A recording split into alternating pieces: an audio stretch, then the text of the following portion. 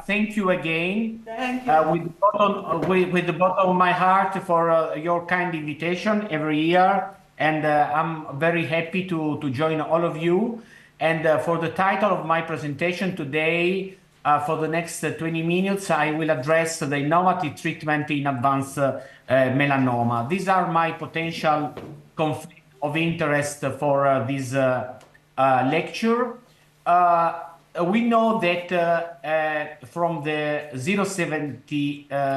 067 clinical trial with the 3 arms of ipi-nivo, nivo, and ipi, that now we are able to cure patients with metastatic melanoma. And indeed, at 10 years, we have an overall survival and melanoma-specific survival, more importantly, of 52%. So more than 50% of the patients are still alive at 10 years. So we can cure even metastatic disease. What we know is that the overall survival and melanoma-specific survival in patients who are progression-free at 3 years is excellent. So for patients who are progression-free at 3 years, the overall survival and melanoma-specific survival at 10 years is about 86%. This means that we can use the progression-free survival at 3 years as a surrogate of overall survival at 10 years and melanoma-specific survival.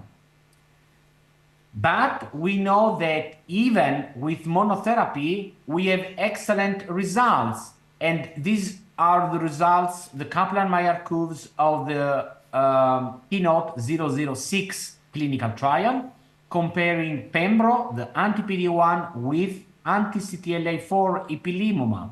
And as you can see, at 10 years, we have a remarkable 45% melanoma-specific survival with monotherapy. That is a great option in patients with advanced melanoma who are not fit for combo immunotherapy. And at least in some countries, including Italy, we can prescribe ipi-nivo only for patients who have a PD-L1 less than 1%. Recently, another combination, the Opdualag, has been approved by the European agency, and it's available in Italy too, the combination of anti-PD-1 plus anti-LAG3.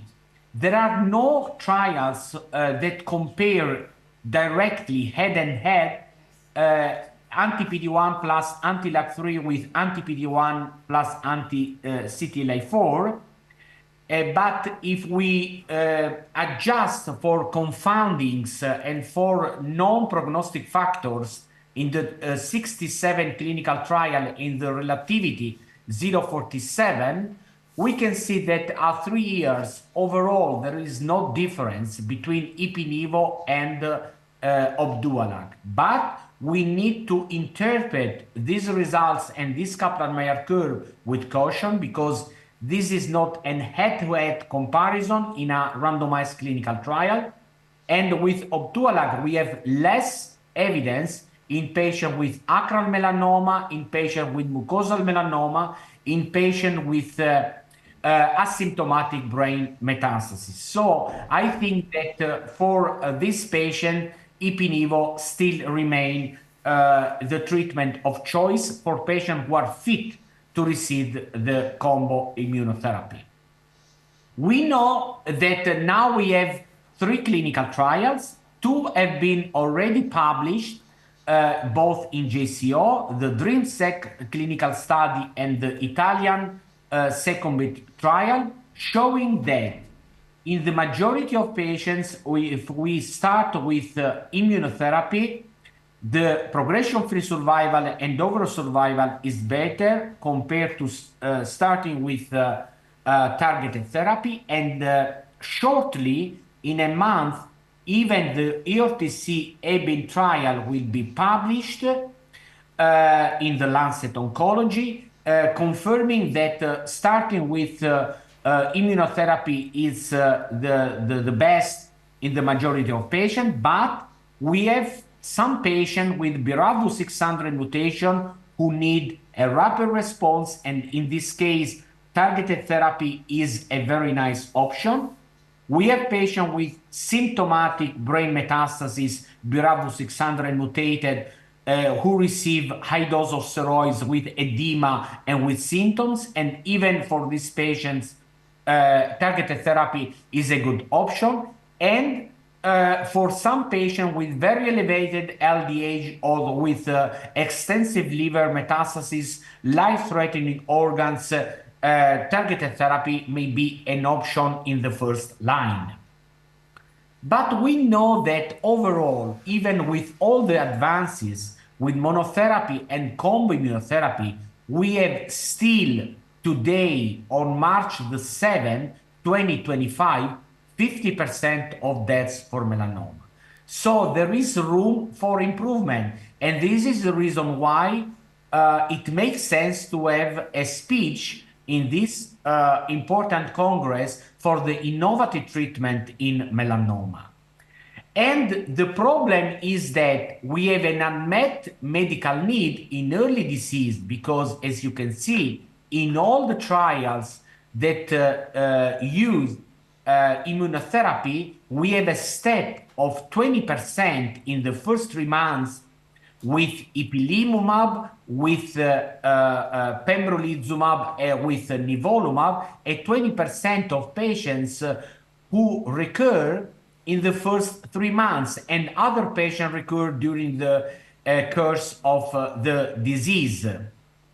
And if we consider patients who are at high risk of recurrence, waiting for the adjuvant therapy, when we stage high-risk patients, for example, those with palpable nodes or intransis metastasis, very bulky disease, we have some patients who recur before starting the treatment. So if we sum the 20% in the first 3 months and the 15% before starting adjuvant therapy, we have 35% of recurrence in the perioperative phase.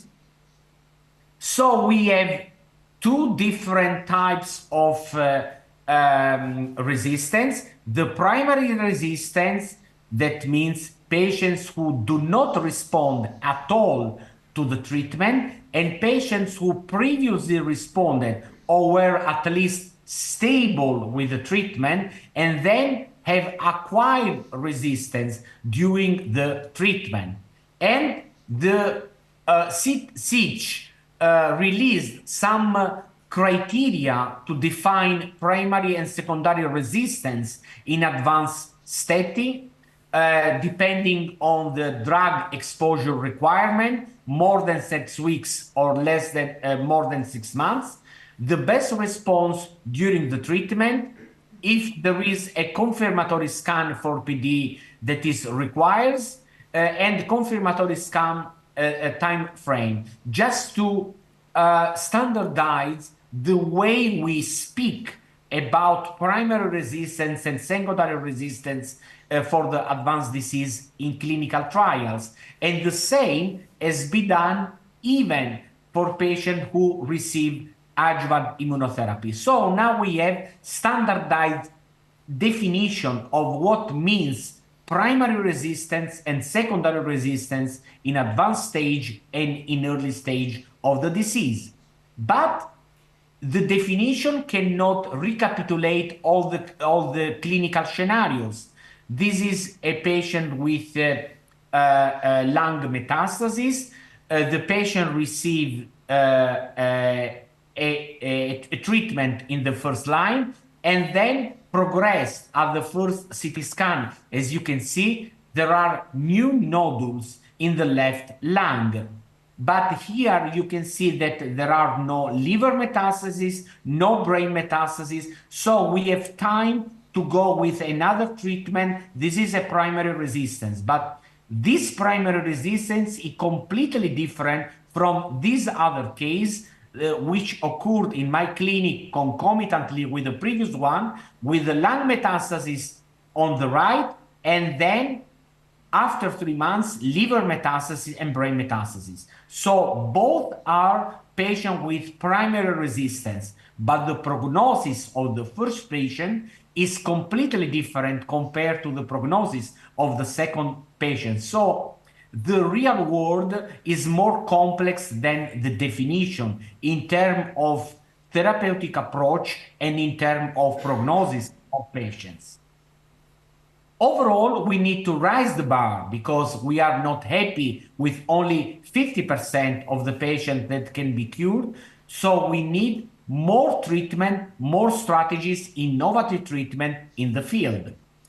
And all marks of resistance has been identified, and this resistance may depend on oncogenes and oncoproteins, in epigenetic dysfunction, the loss of sufficient or suitable antigens that are not seen by the immune system, or the dysfunctional because of the T cell compartment, lack of inflammation because of TME that is desert or with T cells in the periphery that do not recognize melanoma cells, or immunometabolism that is deregulated, this type of deregulated immunometabolism induced by the presence of the tumor, or the influence of the microbiome and innate host immunity as well, including macrophages and NK cells. So we can think about promising novel therapeutic modalities in two ways. One strategy is to increase tumor-specific T lymphocytes, and the other strategy is to remodel the tumor microenvironment. And thinking about the increase of tumor-specific T lymphocyte, we can think about three novel and promising therapeutic modalities: the adoption of bispecific antibodies, the adoption of adoptive cell therapy, or neoantigen-based therapeutic vaccines, and for the remodeling of tumor microenvironment, epigenetic modifiers. So I will start with bispecific antibodies.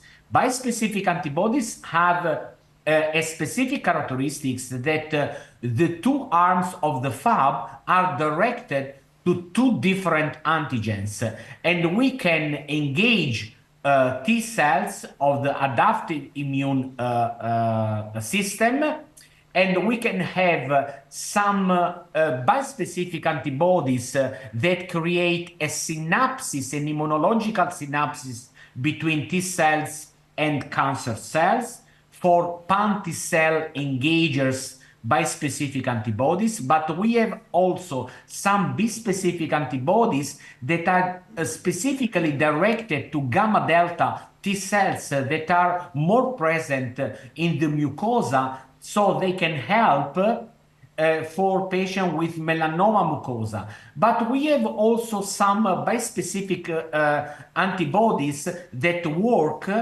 in the front of the innate immune system by creating synapses between tumor cells and NK cells that can kill tumor cells independently of the HLA expression of the myeloid cells by enhancing phagocytic activity and blocking innate immune checkpoints. For this reason, there are some data that has been presented. This is the IMTAC, a bispecific antibodies which recognize with one of the FAB, the CD3 receptor in T cells, and the other FAB, which recognize PRAME, that is a cancer testis antigen that is expressed in several tumor types, but with minimal normal tissue expression that is presented through the HLA-A0201, similarly to what happens with tabentafusp. And the great news for this is that PRAME is expressed not only in melanoma but in other tumor types.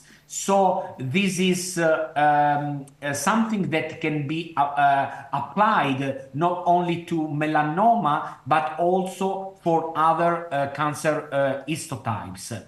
And a phase 1 and the expansion phase 2 clinical trial has been carried out, identifying the maximum tolerated dose of the bispecific antibody intact. And as you can see, most of the patients were previously treated with anti-PD-1 and anti-CTLA-4. And there is a very interesting response rate of 33% of the patients and 50% with uveal melanoma who responded to the treatment. And in some cases, there are some long-term responses as well, and very rapid responses. So what we need to know from these antibodies is there is activity in selected. So you can see in some patients very rapid response as well.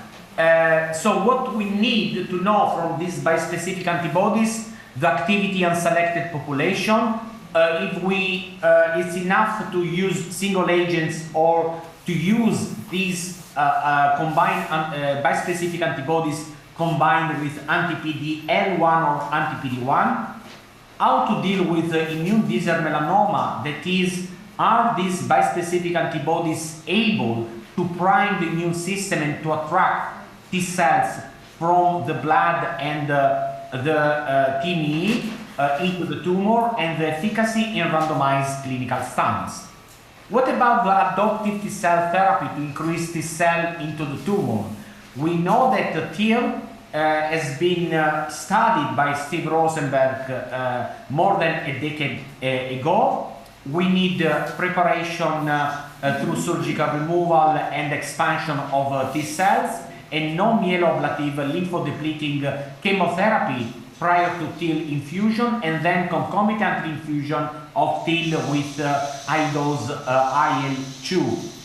And a clinical trial has been carried out, presented in plenary session at ESMO, and published in the New England Journal of Medicine. All patients who previously received anti-PD-1 were treated with TIL treatment or with EP, and the primary endpoint was progression-free survival according to RECIST, per investigator review in the intention to treat population. And as you can see, the percent of complete response and partial response, so the overall response, was higher in patients who received TIL compared to ipilimumab, and in some cases very deep responses that drive generally the long-term control of the disease. And the trial met the primary endpoint of the progression-free survival with a 50% relative risk reduction of progression in advanced melanoma previously treated with anti-PD-1 for TIL compared to ipilimumab, no difference in overall survival. So my consideration for this kind of therapy is that this is an academic study, remarkable overall response and durability of response. It's a one-shot treatment, so we don't need to repeat the treatment. It's given only one time in life. It can be a need of patients that could benefit, particularly patients who do not rapidly progress. Otherwise, it's tough to wait for a month in preparation of TILs. And the cons of this strategy is that there is a PFS improvement but not OS improvement. This is a very expensive procedure.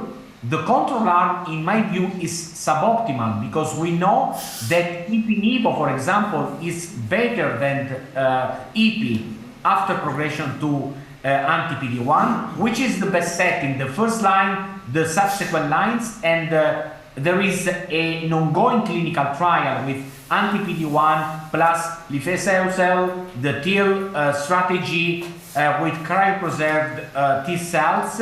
So we don't know this, and there is, of course, complexity of logistics and manufacturing that is open only for academic centers.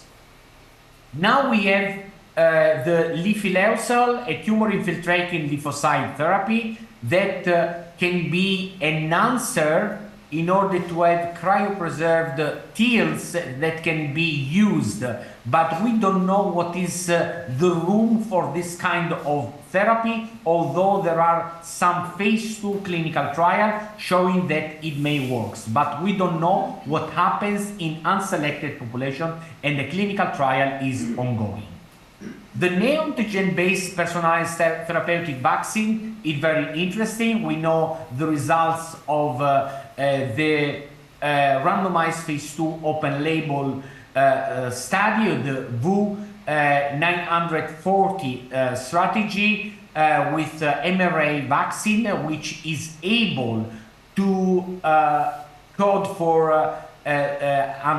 up to 34 neoantigens, neoepitopes, without HLA restriction in combination with anti-PD-1 versus anti-PD-1. And we know that at 18 months and at 30 months, we have a benefit with the update of this trial. At 3 years, there is a benefit with the combination compared to anti-PD-1. And the phase 3 clinical trial has been concluded recently, and we wait for the results of the phase 3 clinical trial in order to understand if there is another option for patients with high-risk melanoma radically resected in the adjuvant setting.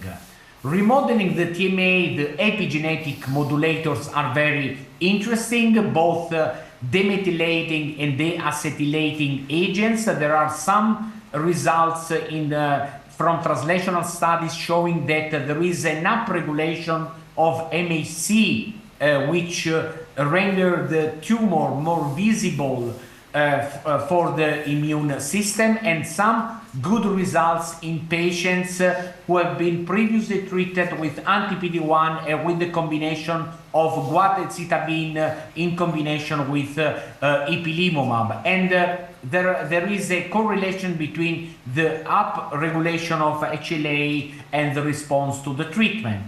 There are some other drugs that has been investigated, including entinostat, which work on the acetylation of the chromatin. So it's another strategy to modulate the epigenetic signature of melanoma and of tumor. There are some data on melanoma, but the development, for example, of entinostat has been stopped in combination with pembrolizumab, although there are some interesting results in early phase clinical trials. So I am at the conclusion of my presentation. We have some challenges. We do not know really why do some patients respond and others do not respond. We need biomarker for patient selection and to enrich the population who respond to the treatment, and to optimize therapy and to spare patients for potential toxicities. How to select preclinical models that work very well, but when we translate the preclinical model to clinical model, in some cases, in the majority of cases, we do not replicate the same excellent results that we see in preclinical model. And then we need a dynamic monitoring of immune response during the treatment in order to shift to another strategy if the patient is not responding before knowing this from a CT scan of a clinical evidence. We need also to think about organ-specific macroenvironment, because a patient with lung metastasis and liver metastasis or bone metastasis have different prognosis and different results in terms of response, PFS, and OS during immunotherapy. So we need to think about also the macroenvironment that is different according to the organ that is affected by the metastasis, and the biology-based clinical trial to be carried out, and the neoadjuvant that now it's the real world in patients with palpable nodes, that can be also a very nice platform for a rational combination of new treatments